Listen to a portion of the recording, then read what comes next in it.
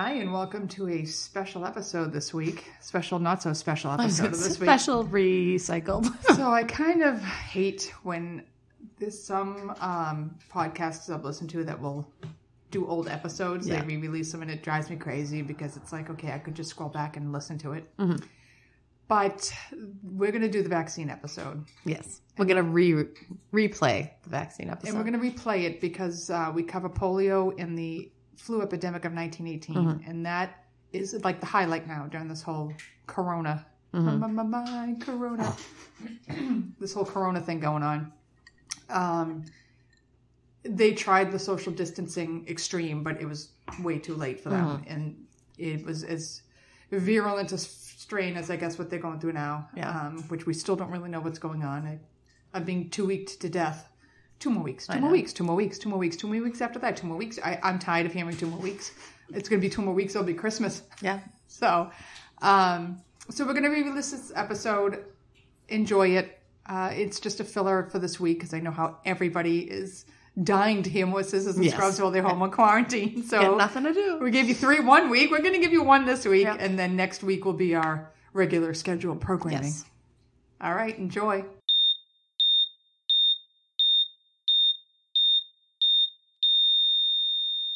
Welcome to Scissors and Scrubs. This is our probably most controversial episode so far because we are going to discuss vaccines. This is going to be a hard one to keep my personal feelings out of it. I am just going straight up Factual. CDC.gov facts. Bing, bing, bing. And a family story. Vaccines. So we are at the end of the summer series. We're getting ready for back to school, which is why we chose now is probably the perfect time for the vaccines. Episode. Mm-hmm. Because now's the time you're all getting your little letters saying, have your kids been vaccinated? Right. Send in all your vaccines. Right. Yep. So we're just going to tell about a couple of epidemics that have struck the world. And why we get vaccinated. And why they have vaccinations to follow. Mm-hmm. They're no joke. I think people are so complacent today because these diseases are eradicated or you don't see how detrimental they are. Right. You don't see the problem. Right. Right. And so they think, oh, well, my kid's not going to get that. I don't need the vaccines. Yeah. So we'll get more into that part of it later. Sparkles, it's your show. My time to shine? Your time to shine, baby. So I did polio. Polio. Yeah. So I did polio because I have an aunt that had polio in the 50s. So I thought I could get a little personal with it. I've seen somebody affected by it. It was quite a sweep of the nation. I know what polio is, and I have an aunt that had polio, but I had like some of this stuff. I was like, what? Like it was crazy. It's ridiculous. So I'll go I think of polio. I'm sorry to interrupt because apparently I do that all the time. All the time. I think of polio. I just think of the wards of iron lungs. Yes. Which was before ventilators. You were in a machine that breathed for you, and you couldn't get out of it. Like for months, yeah. Well, or ever. Yeah. Okay, go. I do. Polio is all yours, my love. So I'm going to tell you what polio is, the symptoms of polio, some treatments that they used to have, the vaccine. You know, we'll get all into it. So I got this all from CDC.gov. Polio, poliomyelitis, is a potentially deadly infectious disease. It's caused by the polio virus, which spreads from infected person to person. It's very contagious. The virus lives in the infected person's throat and intestines. Oh, I didn't know that. Yeah, I didn't either. Can you poop it out? Yeah, so that's how people got it. Oh! Yeah, so... I didn't know that. I really didn't know that. If something was contaminated with feces, which... I mean, it happens. Mm-hmm. That's how we get a lot of viruses. You wipe the wrong way, you got it. Yeah, it's on your hand. You touch something, somebody else touches it, now you get polio. Oh, my God. So it enters the body through the mouth. You know, you touch something, then you touched your mouth, and now it's in your mouth, and now you... Which kids do all the time. Which kids do all the time. That's why it was a huge childhood disease. Enters the body through the mouth. It spreads through contact with feces, or in a much less common... It can also spread through droplets from a cough or a sneeze because it does live in your throat as well. But it's much harder to get that way. An infected person can spread the virus immediately before and up to 2 weeks after symptoms appear. So you don't know you're sick for a while. You don't wipe well, where you touch something and somebody else touches it, you can spread it even if you don't have any symptoms. It can live in infected person's feces for many weeks.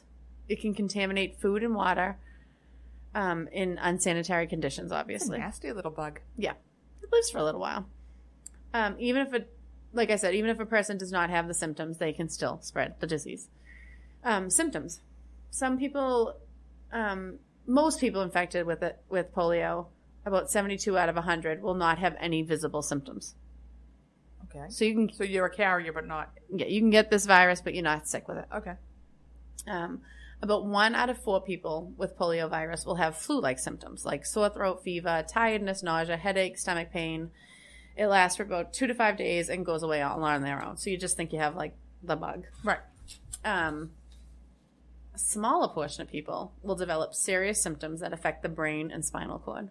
Oh. Paresthesia, which is the feeling of pins and needles in your legs. Meningitis, which is an infection of the spinal cord and or the brain. That occurs in about 1 out of 25 people. Paralysis, can't move parts of the body, or weakness in the arms, legs, or both. That occurs in about 1 out of 200 people. Paralysis is the most severe symptom because it may lead to permanent disability or death. Between 2 and 10 out of 100 people who develop paralysis with polio die because the virus affects the muscles that help them breathe. The diaphragm. Yeah, so it paralyzes your diaphragm. Oh, you can't breathe. Yeah. That's how you die. Oh. There's also a thing called post-polio syndrome. It occurs, these children would seem like they were fully recovered, but then they can develop new muscle pain, weakness, or paralysis 15 to 40 years later. Years? Yes. Years. That would suck. I never heard of that. God, that would suck. Yeah. You think you're fine. Yeah. You're completely 40 years healed, later, and 40 boom. years later, yeah, you get some Right paralysis.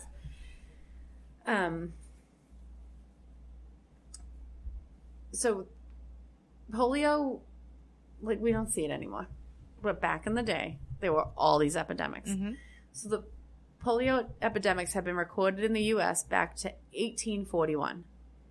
And from 1916 onward, a polio epidemic occurred every summer in at least one part of the country. So every single summer from 1916 on, there was an epidemic of polio. It's not even like somewhat, it's an epidemic. I'm going to tell you, I don't think I ever, if I had to go back in time, it sure as hell wouldn't be fucking 1900 till like 1950. Yeah, it's a lot of They epidemics. died from everything. Yeah. Nope. I'm all set. Yeah. Nope. The most serious of those epidemics occurred in the 1940s and 1950s. They would, it's back in the day. So they would quarantine people. They would put stickers on their doors saying, Laura D has polio. Don't come into her house. Don't touch anything she touches. Call you out. HIPAA wasn't a big thing back No, they would put it right on your door. This person has polio. Don't come near them. Don't touch anything they touched. They canceled public meetings. They closed movie theaters. They, warned kids, don't go near water fountains. Don't drink out of water fountains. Don't go to the beach. Don't go to a public pool because this is all places where you can pick up Oh, you could get it anywhere. polio. Right, but I think it's just more, don't put your mouth near the water fountain where someone else drinks. Pool. How People about are in the that? pool with their, Their dirty butts. Yeah. Originally, most cases occurred in children 6 months to 4 years old. Oh, And they okay. usually had mild symptoms. And then they developed a lifelong immunity. Oh, okay. So originally, that's how it would come out. Then as time passed, sanitation improvements and better hygiene meant most small children had fewer chances Immunities. of getting it. Okay. Because they wouldn't pick it up because everything was cleaner. They were given clean water. Right. So they couldn't pick it up as easily. So then it was seen more in older children and young adults. Okay. So that means kids growing up didn't have that immunity that they were getting when they were babies, getting this disease as like a flu. Yeah. It's more severe now as they're getting older. And they were more likely to get the paralytic form Oh. when they got it as older children.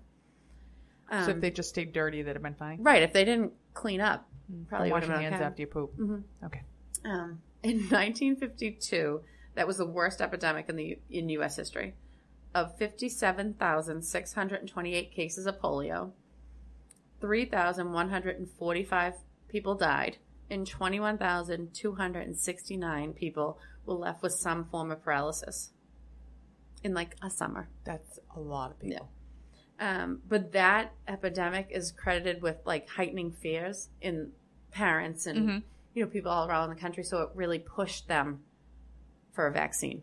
Okay. So that epidemic really pushed it. Like something's got to be done. This is really awful. So there was all these treatments that would happen all these summers. Can't wait to hear some of these. There was like this vitamin C treatment where they would flood the back of your throat with vitamin C. It was a lot. I was like, what? I think it was like a throat lavage of vitamins. It didn't really help though. So. I never liked the word lavage either. I'm not gonna throat lavage. That just sounds awful. It does sound awful. I'm gonna give you a throat lavage. It's bad enough when you have to gargle. Yeah. Never mind with polio in your throat. So one of the treatments was an iron lung. That was probably like the biggest treatment that everybody knows about polio. The iron lung. It was invented by Philip. Iron lung? No. Drink? Philip Drink. I think so. Drink. Don't quote me on that. Louis Agassiz Shaw? Yeah. And Agassiz? Maybe? I think it's Agassiz. I like that. Another guy named James. At Harvard. Just James. They worked at Harvard. They developed this iron lung. An iron lung. Yeah. I saw a movie when I was a kid with a person in an iron lung. Oh my God. Scarred me. Like, the pictures of them lined up. We just laying there. Those. Like all you could do was lay there and look at a mirror. Yeah. Like we'll definitely post pictures of the I would rather be dead than be in a goddamn iron lung. I can't imagine. So the iron lungs were used for patients with bulbar polio, which bulbar polio is when the polio virus affects your brainstem, which controls your swallowing reflexes. So you can't swallow any of your secretions, so they collect in your throat, and then they can lead to suffocation. Okay, how about just suction? Can we just come up with a suction? So I guess, I don't know if it went further down, like into your chest. That's what they used them for. The iron lung seems a little bit excessive. It does seem excessive. So, an iron lung, a patient laid in a metal tube with just their head sticking out. It's literally just their head sticking out. The original one was powered by an electric motor, and it was attached to 2 vacuum cleaners. I mean, we're talking like a long time ago. Harvard came up with 2 fucking vacuum cleaners. In an iron lung. And the hoovering. All right, Joe, get in. I'm going to put these 2 vacuum cleaners on the end. See if the suctions come up. So it worked by changing the pressure inside the machine. They were smart. Yeah, I would never have thought to stick somebody in a tube with 2 vacuum cleaners to get rid of their secretions. No. So when the pressure is lowered, they suck all the air out with the vacuum cleaners, your chest cavity expands. And when the pressure is raised, they blow air back in. The chest cavity contracts. Okay. So it mimics your breathing. So it helps. It's like a ventilator. It's a ventilator before there was these positive pressure ventilators. So it mimics your breathing so you can breathe, so your lungs keep going.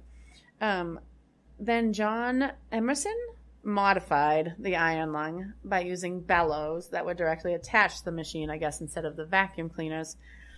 And that iron lung was produced until 1970. Oh, they were still making them up until 1970. Just a side story. So my mother and my parents had these tickets to the North Shore Music Theater. And she's like, come see this play with me. I don't even know what the hell the fucking play was about. She's like, come see this play with me. I'm like, fine. And we're like 3 rows back from the stage, okay? And they're trying really hard with the props. And they bring a guy out in an iron lung, okay? He's got the bellows underneath. But he must have been in the iron lung working the bellows. Oh, God. So they're going up like all rickety and shit. And I look at this prop and I immediately burst out laughing. I can't stop laughing. And then my mother's laughing because I'm laughing. And she's like, what? I'm like, look at the iron lung. Look at the iron lung. And it's like, wee. I could not stop laughing. Yeah. And this is supposed to be like the most serious part. Well, he's in an iron lung. I mean, you never want to take me to a play because a cat's, the ending of it when he goes off in the top, like that big rubber tire was the worst play I've ever seen in my life. I'm hysterical laughing because it was so ridiculous. I am not the person to have to be serious with. Let's just say that. I It doesn't sound like it. No. Okay, I'm sorry. So back to the iron lung bellows vacuum cleaners. Yeah, so they 1970. updated, and they made them until 1970. There was also the Bragg Paul pulsator, which was the first intermittent abdominal pressure ventilator. It was literally like a vibrator? No. It was like a not a tourniquet. Like a tourniquet on your chest and your abdomen. And it was hooked up to A pulsator? a pressure machine, and it would squeeze you in and let it out, and squeeze you in and let it out. So it was it was... Oh, you were more mobile than standing in a tube. Well, you were still laying down, but you had this big cuff on your chest. All right. And it was pushing in, pushing out, like like mimicking your breathing.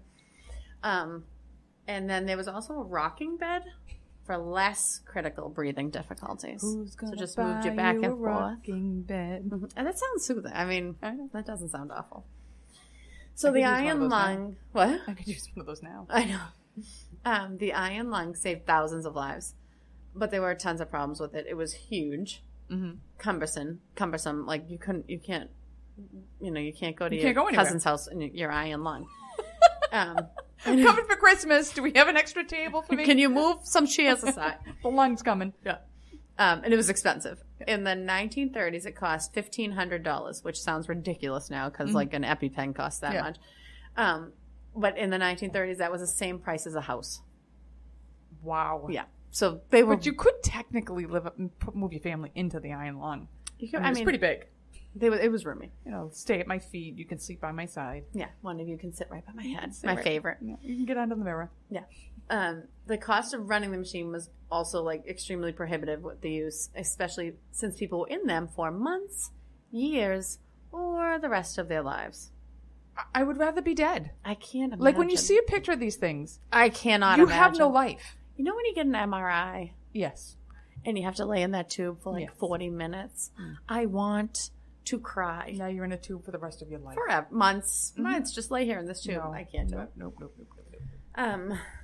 But even with the iron lung, that saved thousands of people. The death rate for people with bulbar polio exceeded 90%. Oh. Even with the iron lung. These drawbacks, though, they led to the development of modern positive pressure ventilators and positive pressure ventilation by tracheostomy. Yes. So now, like, if you see somebody in a wheelchair sometimes, like a quadriplegic, they have the little trach and there's a ventilator on the wheelchair. Right. And they're much more mobile. Take it with you. Yeah. You really can go to Christmas dinner on that. Yes. And positive pressure ventilators decrease mortality in bulbar patients from 90% to 20%.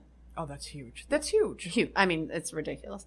In the Copenhagen epidemic of 1952, large numbers of patients were handbagged by anyone there. Like, they'd have med students do it, but then they even had, like, if you were visiting your cousin, you were handbagging for like years? I think until they got a little better. Because there was so many patients. Oh. And they had so little vents because these were just coming out, these positive pressure vents. So that, like, apparently they just had anybody venting these people.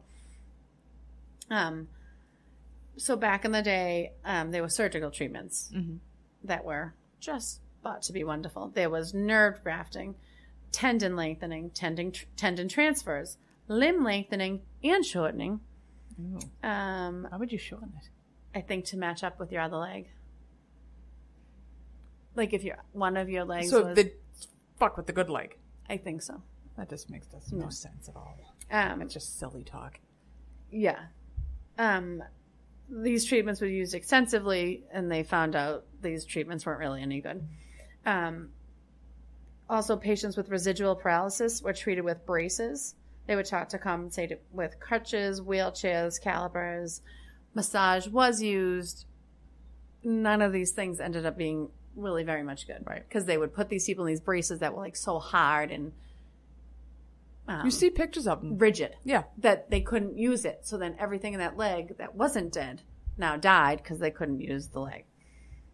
Yeah, you see pictures of those old braces, and they'd have to like hit them to straighten them out and stuff. There were serums that were made. In 1950. Snake water? Snake water? I don't know. Maybe. In 1950, William Hammond he isolated a serum from the blood of polio survivors. So he took blood from polio survivors, isolated this serum. Between 1951 and 1952, 55,000 kids were in a clinical trial of this serum. Results were good. It prevented paralytic polio in 80% of the time of the patients that they tried it on, and it lessened the symptoms when they did get polio. So they got like those flu-like symptoms. Did something. However, it had to be re-injected during each outbreak. The immunity only lasted 5 weeks, and it was super expensive. And they couldn't really narrow down like when they should give it. But this started people working on a vaccine. They were like, okay, this is working. Something's helping. We got something going here. Yeah. In 1935, Maurice Brodie attempted a vaccine. He got this from the virus in ground up monkey spinal cords. You know, rabies is ground up like rabbit spinal cords or something. Yep. So he vaccine killed whatever was in these spinal cords in formaldehyde and then just ground it up and here you go, have a little bit of this. Injected it into people. Yep. So first he gave it to himself, which was good. I mean, it's always good to test on yourself first. And his assistants. Then 3,000 children. There were many allergic reactions. Oh, I wouldn't imagine so. Yeah, but no immunity ever came from that vaccine. Monkey spinal cords. Monkey spinal. That's awesome. Yep. They started liking bananas a lot. Yeah. Started cleaning each other, taking lice off. Oh, I can't stand it. In the late 40s and early 50s, a research group headed by John Enders at Boston Children's Hospital. Oh, Boston. We just kick ass. We really do. Sorry, guys. They successfully cultivated the polio virus in human tissue. So this was a huge breakthrough that would lead to the vaccines that eventually came about. Him and his team won the Nobel Prize in 1954 for this research. And what was his name? John Enders. But he doesn't get a lot of credit for it. I mean, I've never heard his name. Right. He won a Nobel Prize. I haven't heard his name associated with it. Okay. He didn't make the vaccine, but he figured out how to cultivate the polio virus in human tissue. So then there's this Kenny regimen. It's like the start of physical therapy. Okay. Is what happened during the polio. So early on when polio would come out and everyone was sick and paralyzed and couldn't move their leg, it was a school of thought to rest the affected muscles. And the suggestion was to apply splints to the affected limbs. Which is exactly what you should do. Right. They thought it would prevent tightening of muscles, tendon, ligaments, or skin that would prevent normal movement. However, these people would be in plastic casts for months, which then caused atrophy of the muscles in both affected and non-affected limbs. So is this why they have like shriveled up limbs? Yes. Okay. Well, so it's not the disease really, it was the treatment. No, the polio did kill affect what it looked like. The muscles. Okay. But then some of these people would also then have casts on that, and then they couldn't get out of bed because they'd be in like these body casts. Okay. So then their other leg would also be atrophied, even though that leg was fine. Right. Or whatever tissue was left in their bad leg. Didn't get worked, so then that would atrophy. So it was just worse. Okay, so that's why they got deformed on top of it. Yeah. Okay. In 1940, Sister Elizabeth Kenny is an Australian bush nurse. She comes over to North America, and she's like, no, you guys are wrong. We're not doing that. The first person to say that to us. Yeah, she flew all the way over here to tell us we were wrong. You guys are wrong. Stupid. She had developed a form of physical therapy while treating polio cases in rural Australia between 1928 and 1940.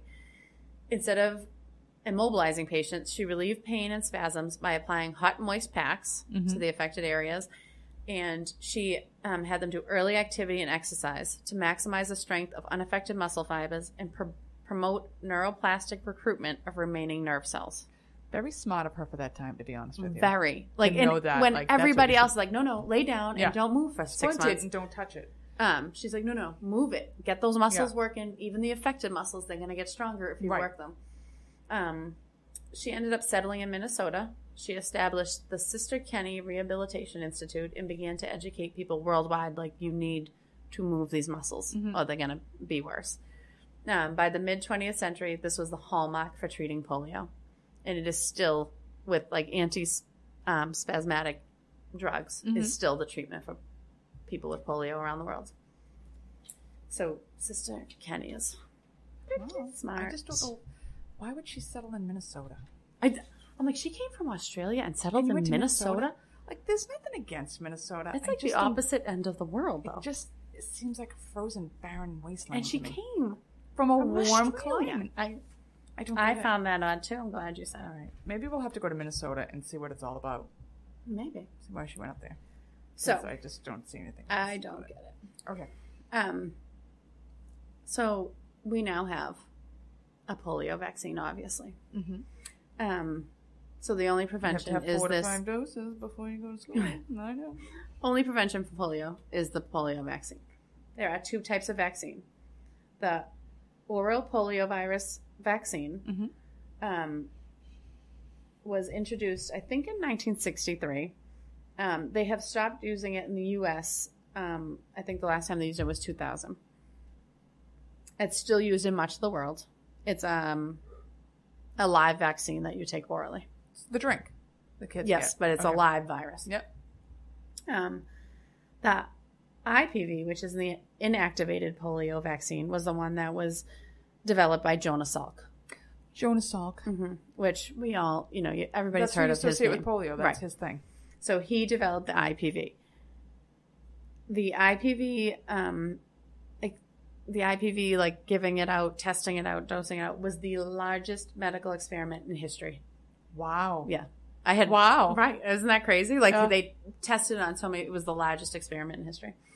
99 out of 100 children that receive all recommended doses of the IPV vaccine will be protected from polio completely. I've never had it. Yep. Had my vaccine. I've never had polio. Right. So why do we get a vaccine? It was obviously one of the most feared diseases in the U.S. In the 1950s, those polio outbreaks that I said were like the worst in history caused more than 15,000 cases of paralysis every year in the U.S. That's a lot. It's ridiculous. And imagine thinking you have a beautiful, healthy child. God forbid they get polio. Now they're going to be in a lung or they're going to, Yeah. Following the introduction of IPV in 1955 and OPV in 1963, the number of polio cases dropped to less than 100 in the 1960s from like 50,000. Yeah. And then to less than 10 in the 1970s. I think, do you know anybody besides your aunt? No, and that was in the 1950s. Right. I don't know a single person who's ever had polio. No. Polio has been eliminated in the U.S. Completely eliminated in the U.S. due to the vaccine. Yeah. I bet you it starts coming back. So since 1979, no cases of polio have originated in the United States. None. And the epidemic in 1979 was in, oh my God. Africa. No, it was in the U.S. Asia. No, it was in the U.S. It was Ohio. the last one in the U.S. Minnesota. The Amish. All of the Amish. It was in the Amish communities. Those renegades. But they don't, the renegades. follow all of our, follow all of the normal rules. So that's the last time that it originated was in Amish country. It has been brought into the U.S. though by travelers. The last time that happened was 1993. And obviously we have to maintain a high immunity in the population, or it's going to come through back. the vaccine to keep the U.S. polio free. We are completely polio free. Yeah. Let's keep it that way. We were 'cause completely measles free too. I know. No one wants polio. No. No one wants this for their kids. You don't want any of these diseases. No. There is a reason there were vaccines for all of them, because they were deadly diseases. And even if you didn't die, you had terrible side effects. Yeah. You want to live in an iron lung for the rest of your life? Oh, God, yeah, no. no. I'm all set. So my aunt, she's my father's one of 5, and this is the oldest sister. So I said to her, Aunt, we're doing one of the podcasts on vaccines, and I was going to do polio. And if you would just tell me, because I don't think I've ever heard her story. I knew she had it because she has one of her legs is very, very skinny, like skin and bones. So we always knew when we were little, they were like, oh, she had polio, like that's why her leg looks like that. Okay, but I never heard like what happened or, anything. So I said, if you want to, great. And she's like, right away. Absolutely give me a few days though, because it's going to take a little while. I said, okay.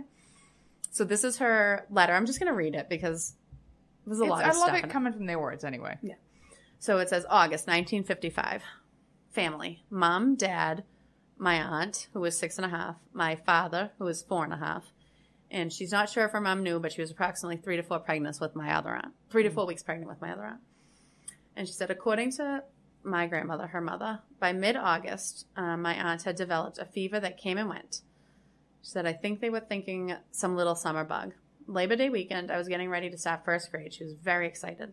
However, on the first day of school, either September 6th or 7th, my life was turned upside down. I woke and started down the hall to my parents' bedroom and fell before I reached their door. I could not stand up. Our family doctor was called and arrived at our house. Yes, they did house calls, and confirmed polio. According to my parents, Dr. Freeman said because of the epidemic, there was no room at Boston Children's Hospital. Wow. And he suggested that they confine me to my room and use the Sister Kenny method of treatment. Thank God. Yeah. The treatment consisted of placing wet hot towels on my legs several times a day and then exercising my legs, bending, lifting, etc., to keep the muscles moving. According to info sources, Sister Elizabeth Kenny was an Australian bush nurse who had developed this controversial new approach to treating polio. Up until this point, conventional treatment was to use plastic casts on affected limbs. Sister Kenny's type of rehab became the foundation of physical therapy. Like I said, my aunt and I were So compatible. Yeah. I found out years later that Dr. Freeman had polio as a child. She says, I wondered why he had walked with a limp. And now you know why he went into it specifically. Right. And he was treated with this method, with this Sister Kenny method. In hindsight, it was a blessing that Dr. Freeman was our family doctor and the hospital was overcrowded because my legs would have been casted and I would have been isolated in a very overcrowded ward with many other children. For at least the next month, the fever returned very high as the virus ran its course. I don't remember much during that period, just the stories that I was lethargic and definitely out of it. Once the fever finally left, I was able to sit up in bed but still could not walk. My mother and grandmother continued the hot towels and exercising my legs. Recovery was slow, not much energy. I remember listening to a children's story on the radio and watching the World Series on our very small black and white TV. For a 6-year-old, very boring. At some point, probably November or December, I had an appointment at Children's Hospital Polio Clinic in Boston. Now they have a concussion clinic. We don't need a polio clinic anymore because we don't have that. I received my first pair of wooden crutches. I was definitely one of the lucky ones. There were kids of all ages crowded into a waiting room to see doctors, physical therapists, etc. Some were in wheelchairs, some with casts, and some with braces. It was so overwhelming. When I had an appointment, we would get there around 8:30 a.m. and not leave until around noon. A lot of the time was just sitting waiting to see the next white coat. I had a yearly appointment at Children's for the next 12 years until I turned 18. Wow. Yeah. Well, it does come back. Yeah. By December of 1955, I was walking pretty well with the use of crutches. So after the new year, I was finally able to attend school. The city, they lived in Somerville, had supplied a tutor for about 6 weeks. Once in school, the strength in my legs seemed to get better. My right leg was less affected and always stronger than the left, but not 100%. I was definitely aware of what I could and couldn't do. During one of my appointments when I was around 13, doctors discovered that my left leg was shorter than my right. My heel cord and tendon on the bottom of my foot had stopped growing. Ugh. For the next 6 weeks, I had weekly visits to Children's where they placed my left leg in a cast with a wedge in the back by the heel to try to stretch it. Each week, they would replace the cast with a new one and a larger wedge. It was very painful. I was going to say, that must have hurt like a mofo. Especially over 6 weeks, so that's got to be a big adjustment every time. Yeah. Results were that they were able to stretch both a bit. Still, left leg approximately half an inch shorter than the right. And then she writes her side effects of polio that she had. Legs that ache almost constantly. Tylenol and Advil do not help. Even today? I guess so. Oh, that's terrible. Shorter left leg that definitely impacts my skeletal posture. She's fractured her left ankle 2 times. She's broken her left leg once. She's had a right knee replacement due to arthritis and overuse because of the weaker left leg. Yep. She's had multiple back fusions. As she, quote unquote, matures, strength in both her legs is weakening. The left leg gets a little thinner and weaker each year. Oh. The bone density is less dense than the right, and the leg bone is much thinner. I mean, you can definitely see it. Each day I'm reminded of what I can and cannot physically do, but I keep pushing the limit. I often wonder how different my life would have been if the polio vaccine had been perfected just a little sooner. And she wrote, sorry, once I got started, memories and emotions took control. It's so funny because that's what my cousin said about the firework episode about his thumb. Like, I couldn't believe, like, what it did to me when I wrote it all down. But I thought she did a very good job of writing it all down. And it just, to think she's still dealing with it today. It's still All affecting. these She's years had later. multiple back surgeries because everything's off. Has she lived a good life though? Like, has Oh, she? I mean, no, she's active and she does everything. it's She works, terrible. she does all that. But it's just look you have at pain all somebody your who life was from wishing some. the vaccine had been around. Isn't that amazing? A little earlier, just a little earlier that it was Just a little bit perfected. more. Yep. Ira, God bless his soul. Mm-hmm. Well, So thank you for writing that. that's quite a story. Yeah. Yeah. So, what do you got? Oh, what do I have? Something we never want. Tell me what you know about the Spanish flu. It killed 8,000 million people. Did you ever hear of it before I started talking about I have heard of it. it? Okay, Mike, have you heard about the Spanish flu? Spanish fly? Yeah, close. I started researching this and was stunned at how intense it was, and even more shocked that nobody knows about it. It was like, what do you know about the Black Plague? It killed 800. Right. You know, million you hear people. about the Black Plague in history books. The Spanish flu killed as many people as the Black Plague, Wow. and nobody talks about it. It's unbelievable.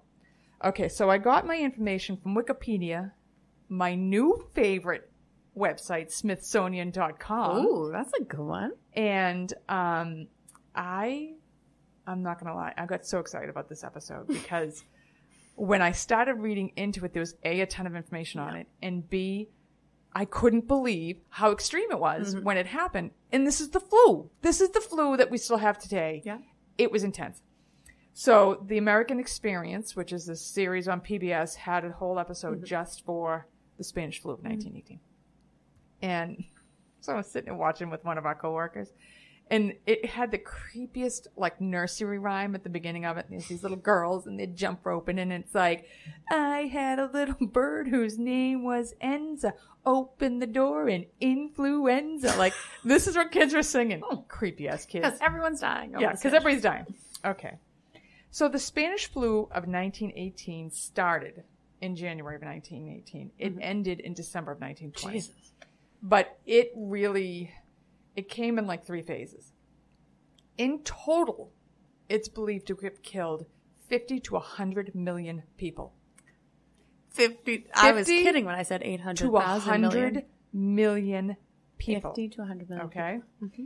In the first 25 weeks, it killed more than AIDS has killed in 25 years. Okay. Oh my God. To this day, it is responsible for more American deaths this century than all of the wars combined.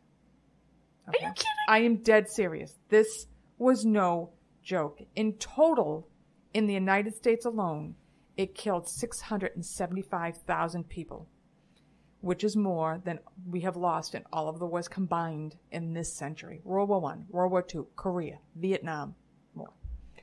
Oh my God. The only pandemic worse than the Spanish flu was the Black Plague. And the only reason they can't decide which was worse is because the numbers of the Middle Ages, Right. the population was smaller. It was bad. Yeah. So the origins of the flu were debated. Some believe it started at a hospital camp in Etaples, France. I don't know. It's somewhere in France, all right? It's French. The camp had a live piggery on it, and it had That's what poultry. that's called? Yeah, like where you keep pigs. Piggery. Piggery. Piggery. That's where my mother lived, like, up the hill from a piggery. She talks about it all the time. Like, oh, yeah, that must smell fucking great in the summer. So they had a live piggery on camp, and they had poultry that was brought in from the village. Most of these flus generate with pigs or poultry. Pigs are like the closest things to us. So they can brew a lot of shit that can get transferred to us. Goddamn pigs. So others think it started in China. Some say Austria. But the most common theory is that it started in Haskell County, Kansas. Oh, Kansas. Haskell County, Kansas. I wouldn't have guessed that one. You would know. See? I'm a wealth. So a physician in Haskell County, Kansas, named Louis Minor, alerted the U.S. Public Health Service in January of 1918 about the unusual flu activity of the year. The Santa Fe Monitor reported that Miss Eva Van Alstyne is sick with pneumonia. Ralph Linderman is still quite sick. I'm sorry, I gotta turn the page.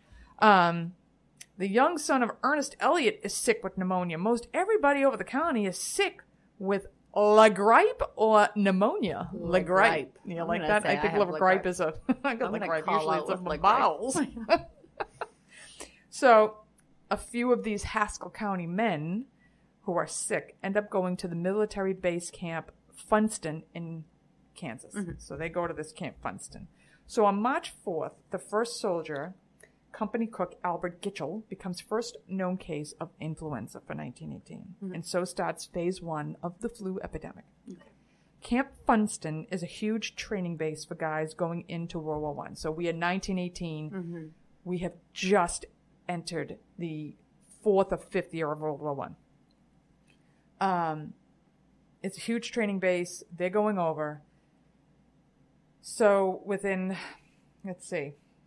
days of Albert Gitchell getting sick on March 4th, 522 men get sick.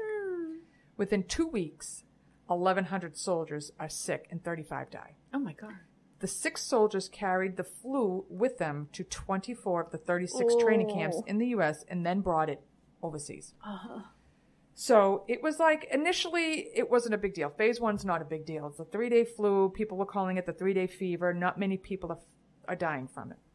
It only gets attention when it sweeps through Spain. This is how it gets its name. So the war, we're all at war. Right.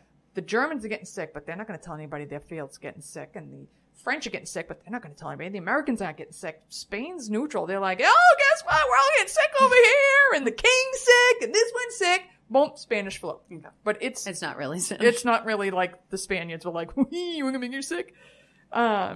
It's because they're the only ones going to talk about it because they're not at war. Right. I mean, I would think in war, you don't want everybody knowing you're like la gripe. Yeah, we're all dying. Attack them now. Okay. So, that's how it gets the label of the Spanish flu. In the initial phase, this is a quote, the initial phase was so faint as to be hardly perceptible or was altogether lacking and was everywhere a mild form. The few ominous signs of phase 1 are that those who did die were healthy young adults. Yeah. I was going to say that when you said they were at the camp and 35 guys. I'm like, these are young. So they usually, when you have flu deaths, it's little kids or old people. This is striking young males. Yeah. Really. In some of the flu deaths, they're misdiagnosed as meningitis because of the hemorrhages in the lung tissue. So they're like, oh, it's meningitis. This wasn't the flu.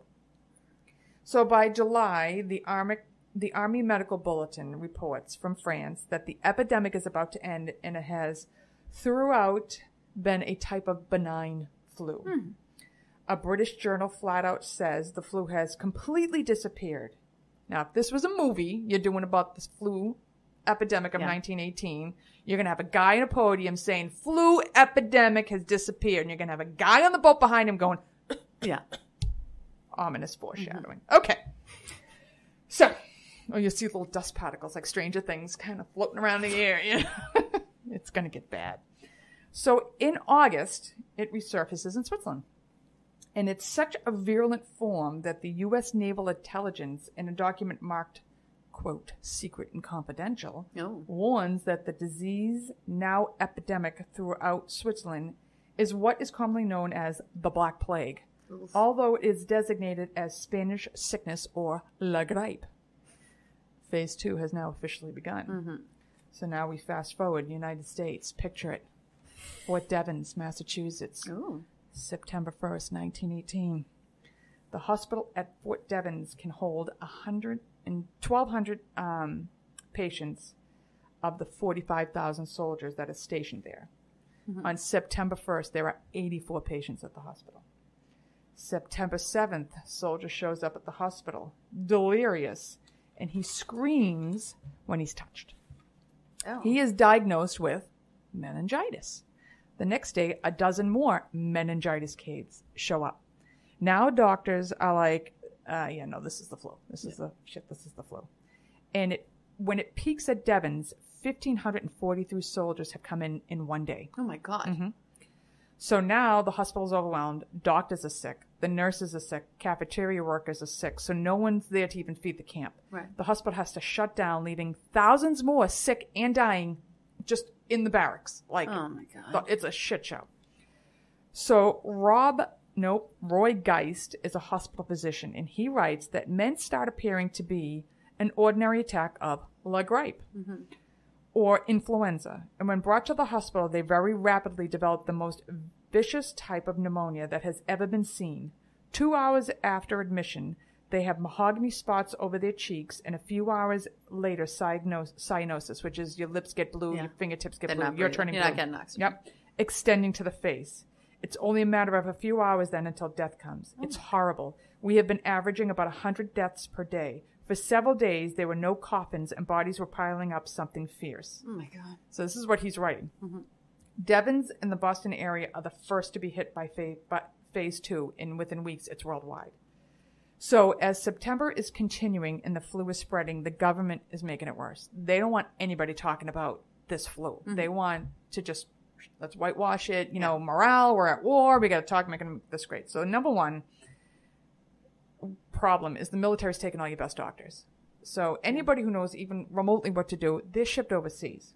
Number two is they lied, and then they passed the Sedition Act that said it made it punishable up to 20 years in prison to utter, print, write, or publish any disloyal, profane, or abusive language about the government, which also means spreading word that people are getting sick from this flu.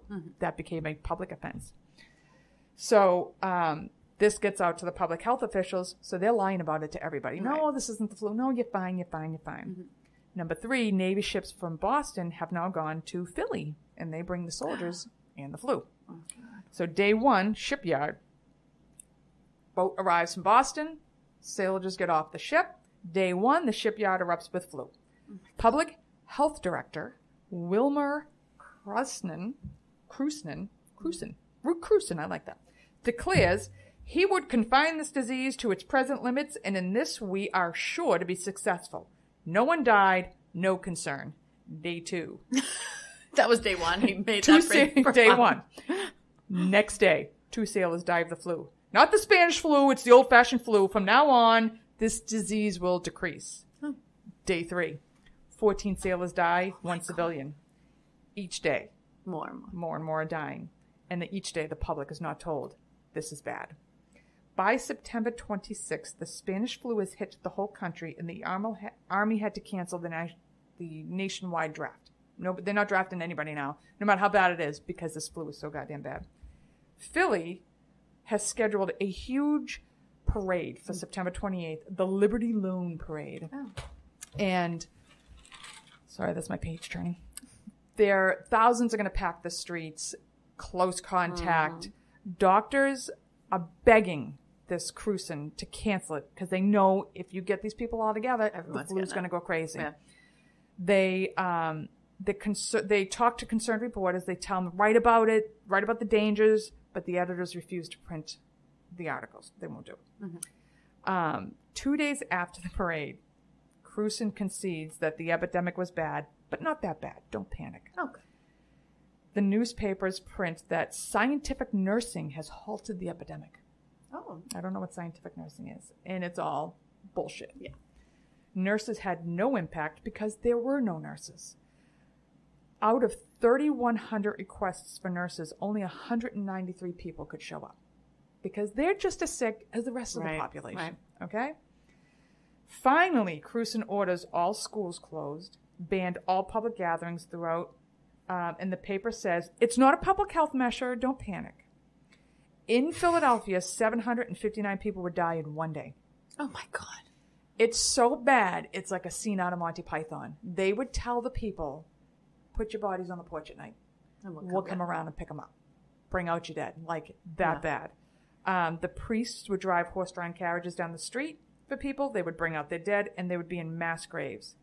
By the end, Philly lost 1,200 people in 6 weeks. Oh, my God. No, I'm sorry. 12,000. 12,000 people in 6 weeks. So over a 4-day period in October. Now, October, when you watch the series and everything, they're like, you had September, and then you had October. October was the worst month, the month that most Americans have ever died, the worst month for Americans. Yeah. So over a 4-day period in October, Camp Pike admits 8,000 soldiers who were sick. San Antonio, 53% of the population got sick. Now, I mean, people know that the government's lying. The towns and cities, they know they're lying because the towns and cities are running out of coffins. So when you watch that PBS series, they are interviewing people who had it and survived, people who lost family members. And this one guy is like, they're old now because it's over 100 years old when this happened. So this must have been filmed a while ago. So he's like, I was 10 years old. He said, we go down the street and we were in front of the funeral parlor. He said, and there's all these boxes stacked in front of the funeral parlor. He's like, me and my 4 friends were jumping on the boxes, pretending they're pyramids. We're all over these boxes. He goes, I go home and I tell my mom, guess what we were doing? And she's like, never go down there again. Those were coffins. Those were bodies. The 3 kids he was jumping with all died from the flu. Oh my God. From jumping on those boxes. From getting into, yeah. And he's like, I don't know how I didn't get it. He's like, but I was knocking on doors. Hey, Mrs. Smith, where's Jimmy? And she'd be like, go ask your mother. He's not around anymore. Oh my God. Hey, Mrs. Smith, where's Rob? Go ask your mother. And he's like, I went back to school. Half my class had died from the Spanish flu. Oh my God. And you have a story of another kid his mother sent him to go live with the aunt because she was afraid he was going to get the Spanish flu. She died from the Spanish flu. He got it. He survived it. She died from it. And he's like, my life is just never the same. Once you lose your mother, never the same. So it is written that, so the papers, the government's like screwed because there's nobody to take care of these sick people. There's so many sick people. All who are free from the care of the sick at home report for emergency work.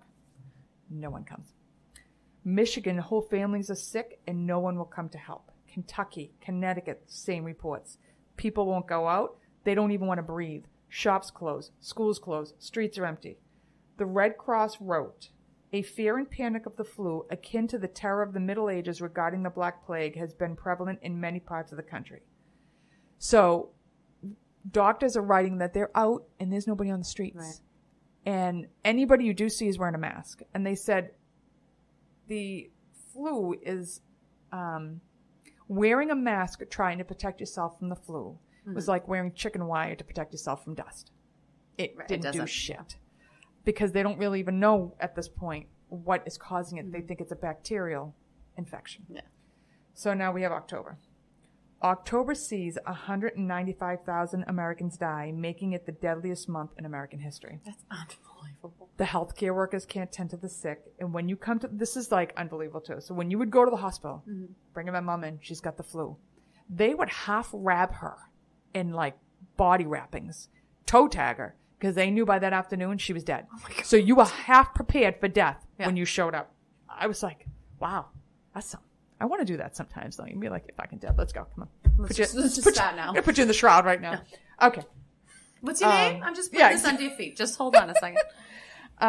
There's no grave diggers to even bury the dead, so there's mass graves used. They're just using these huge diggers, dumping them all in, because they don't have enough coffins. They don't have grave diggers. And they're going to do something with the bodies. Right. Yeah. People are coming up with contraptions. So they're wearing mothballs around their necks. They're wearing garlic around their necks. And they're wearing... It's like vampires. This kid that's talking about his friends on the coffins, he's sitting there, and there's a picture of all of them together, and they're all wearing camphor around their neck, which is like mothballs. So people are blaming the German-based Bayer company for poisoning everyone. They think the Germans are poisoning people with Bayer aspirin. World War I, so everything's... So now it's worldwide. You have Western Samoa, 90% of the population is affected. Most of them die. It was wiping out whole civilizations. They're having a problem with it because they have a tradition that they're tribal, and if you're dying, you orally give the tradition of the tribe. So as you're dying with the flu, you're in his face trying to get the tradition, so you're going to get sick too. Victor Vaughn, head of the Army's Communicable Disease Division, writes, and he's like not one to pan, he's a very stoic guy. If the epidemic continues its mathematical rate of acceleration, civilization could easily disappear from the face of the earth in a few weeks. That's how fast it's killing everybody. Right. He thinks, we're done. Everybody's dying. Yeah. By November, gone. No more plague. Gone. So, Armistice Day is November 11th, 1918. That's the end of World War II. The October before, the Spanish flu is killing everybody. World War I. World War I, excuse me. The Spanish flu is killing everyone. By November 11th, it's basically gone. A third wave comes in from January 1919, and it ends in the spring. April 3rd, 1919, you have the Versailles Peace Conference. Mm-hmm. Woodrow Wilson is at the April 30th, 1919, where he's the president. They're deciding what to do with Germany and all the other countries that were in the war. Mm-hmm. His secretary, his male secretary, has just died from the flu. While he's there, he collapses from the flu. And they believe that this is why he made such disastrous decisions during that conference. And because that conference and that treaty is a direct result of why World War II happened. Mm-hmm. So they think he was sick with the flu and he was delirious and he could not make right decisions. So after 1918, the flu was around, but the immune systems now could fight it, and it stopped invading the lungs. So it was going not just in your lungs, it would get in, mm-hmm. and it would cause, I forgot the word for it, but it was some kind of a infection storm. So what would happen is it would get into your lungs, but it would go deep into your lungs. And your body would have because you're young and you're healthy, such a hyperactive reaction to it, your lungs would fill with fluid and you would die. Oh, God. It's like a I have it written down somewhere. Of course, I don't have it with me right now. I think that's why now they go on ECMO. Yeah. Which is a lung bypass machine, mm-hmm. because it's usually young people mm-hmm. who are battling the flu, end mm-hmm. up on ECMO, and I think it's because they're having a hyperreaction to it infecting their lungs. Okay. So part of the reason it had settled down is because it wasn't going as deep in the lungs. People are building up an immune mm-hmm. to it. So as I said, in total, 675,000 Americans died, more than the combined total of all the wars in the 20th century. It's second to the Black Plague. Again, those numbers are off because right. Tonga, 8% of the population died. New Zealand, 8,500 deaths. Ireland, 10% of the population dies. Savannah, Chatham County, Georgia, 6,500 deaths out of 83,000 people. 12,000 in Australia. Overall, 50 to 100 million people died from the flu. Crazy. So during the epidemic, they're trying to come up with a vaccine, but they think it's a bacteria because in 1918, the microscopes are not strong enough to see viruses. Mm-hmm. They can only see bacteria. Mm-hmm. So they came up with a vaccine, didn't do shit. Right. So in 1935, close to 15 years later, Frank McFarland, Burnett, and Wilson Smith separately discovered that you can grow the influenza virus on eggs. By 1938, Thomas Francis Jr. with Jonas Salk administers the vaccine to the United States military. Mm-hmm. So the first people in the United States to get a flu vaccine for the very first time is the U.S. military. Mm-hmm. Now we're vaccinating people. In 1968, the Hong Kong or Asian flu creates another global pandemic with huge mortality rate. Mm-hmm. 1997, another avian flu creates a pandemic. Mm-hmm. 2009 flu season, H1N1, which is the same flu that hit in 1918, had more than 200,000 deaths in the first 12 months of its circulation. Mm-hmm. 200,000 deaths from the 2000. Flu. That was 10 years ago. Yeah. It's no joke. And in 2018, 80,000 people died from the flu, with more than 48.8 million people getting sick. The highest since the 2009 pandemic. Mm-hmm. Which is why you get your goddamn flu shot. Yeah. Now, I have a girlfriend who works for Lloyd's office, and she's like, I don't get the flu shot because you can get Guillain-Barré, you can get this. Yes, you can. Yeah. But if you don't get it, you can die. Yeah. You can recover from Guillain-Barré. Mm-hmm. You can recover from a nerve damage. Mm-hmm. You're not going to recover if you die. No. And we see people come in every year. Yep.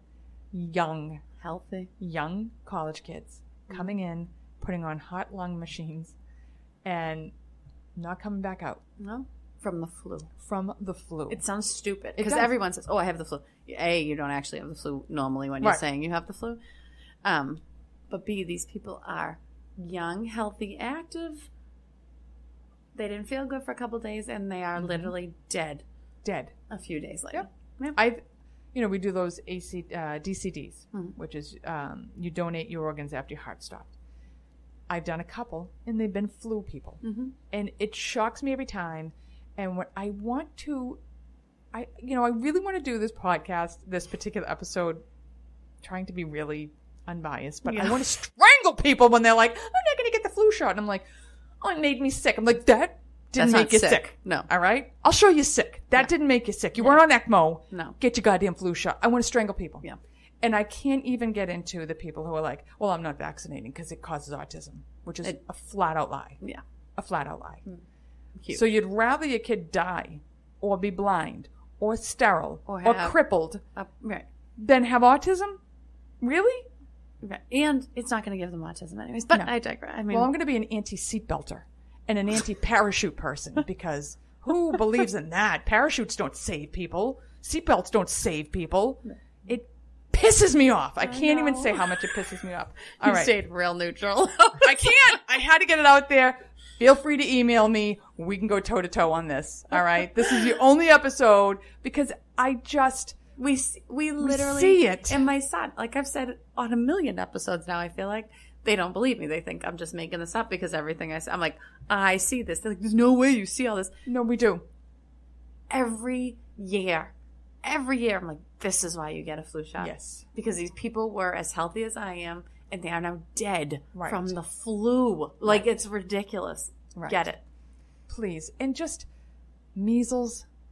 It's not just a simple childhood disease. No. Measles blind you. Measles deafen you. Measles sterilize you. Yeah. Chicken pox can deafen you. You can get encephalitis. Mm-hmm. I mean, I could go on with all these different, they maim you. Right. There's a reason we are vaccinating against them. Right. And it's not like people just make a vaccine for every single thing that ever comes. It's right. things that have killed or maimed tons of and it has to have had serious side effects to go through all that to make a vaccine. And you can always look at, they have to have them before you go to school. You can spread them out. You don't have to have 15 vaccines at one office visit. They'll spread them out for you. Right. They'll work with you. Mm-hmm. Get your kids vaccinated. And it's not even your kids. It's the kids who can't, who are sick. Yes. Well, then your kid's going to carry it. And you know what? Right. Your kids might not get very sick from it. They might just carry it. They might get a little fever for a couple days. There's other kids who will die. Can you when they live get with killing the newborn baby who hasn't had their vaccines yet and now has measles because your kid didn't get vaccinated? Right. Can you live with that? I know. Because I couldn't. No. I could never forgive myself. Yeah. All right. I'm done. I'm off my soapbox. I'm putting it away. Neutral. Very neutral. Yeah, that was real neutral. We have no opinion either way. Can't imagine how you feel. All right. I'm sorry. I can't be quiet about this one. No. Okay. You lasted almost the whole episode, though. You know what? I think that's pretty good for me. I do. All right? I really went far with that. And I won't get political ever again, but vaccines are a sore spot because you're hurting other people. Vaccines aren't even political. It's just... I can't even believe people think. I just can't even. I can't even believe people think it's like, I'm not going to do that. I can't even believe people that crosses somebody's head. Mm-hmm. And you know what? The people saying this have been vaccinated. Right. You were. So you're not going to get sick, but you're going to let your kid die. You're like, I don't. Mm-hmm. All right. Okay. Mm-hmm. So on that note, I think this episode is coming to a conclusion. Mm-hmm. I don't even know what we're doing next, but we're doing something good. Oh, I know what we're doing next. You know what we're doing next. You're going to like the next episode. Nice surprise. Yep. So again, send us stories in. We'd love to hear them. Please. We would love to hear them. And if you have a very strong opinion about what we had to say on this episode, we'd love to hear that too. Yeah, we'll take it on. Yeah, we're fine with it. All right, ladies and gents, have a great night. And we will see you in the fall. Mm-hmm. Get your flu shot. Like, subscribe, rate, and review the Scissors and Scrubs podcast on whatever podcast app you listen to us on. Follow us on Twitter, Facebook, and Instagram at Scissors and Scrubs. And email us any of your stories or thoughts to scissorsnscrubs@gmail.com.